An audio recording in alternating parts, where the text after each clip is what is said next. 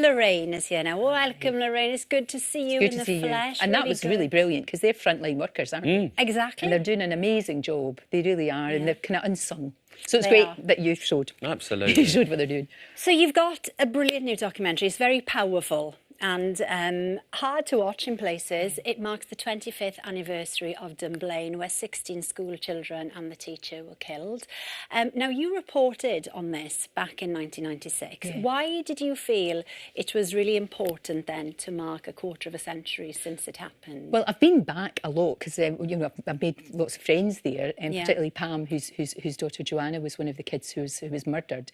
I felt it was really important because there's a whole generation growing up that probably didn't know what had happened, and also didn't know the amazing Snowdrop campaign that changed the law. And I think a lot of people think this horrific event happened and then, of course, there was a ban on handguns. But it wasn't as easy as that. The parents really had to fight. They had accusations thrown at them that they were being over-emotional, if you can imagine that. I mean, it's extraordinary to think that now. But they had to fight really, really hard. And it's different now because this was before the days of you just click on Twitter if you want to, which is great. If you want to show you...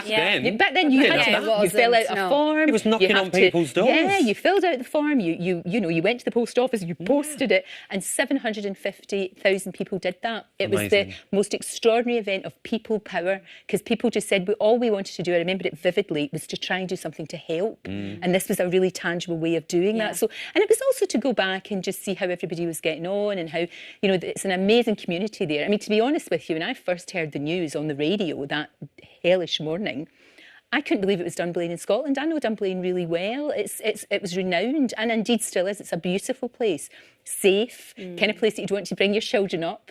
But that's what people think about, isn't it? I know, but I also thought it must be Dunblane, America. It couldn't possibly be happening in our country. And because of all the work that's been done, it hasn't happened since, thank God. It is a really tough watch.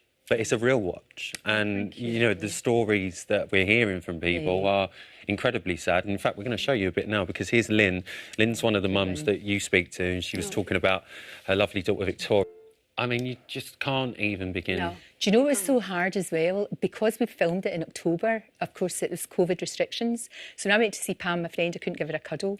Lynn, obviously, so brave. And she, in many ways, still blames herself because her daughter had a rash that day and she didn't want to send her to school, and a wee girl said, "Oh, please, Mum, it's PE.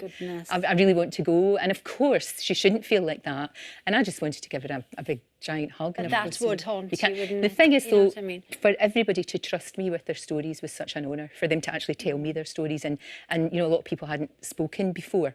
And that's an amazing thing for them to do. But because you were there when it actually happened. I guess you've got a history with it, haven't you? Well, one of the people actually that you interviewed was the daughter of Gwen Mayer. Yes, of course. The teacher that sadly she was fantastic. What I loved about that was Gwen was extraordinary, and we mustn't forget that she died trying to protect her young pupils. I mean, she was an amazing woman. But what was great about talking to her daughter was we got a picture of Gwen. this amazing, full of life. Not Gwen the teacher. Yeah, the person who was just this amazing woman, and it was so sad because all that she'd missed. She'd missed her daughters growing up, meeting her grandchildren, all of that.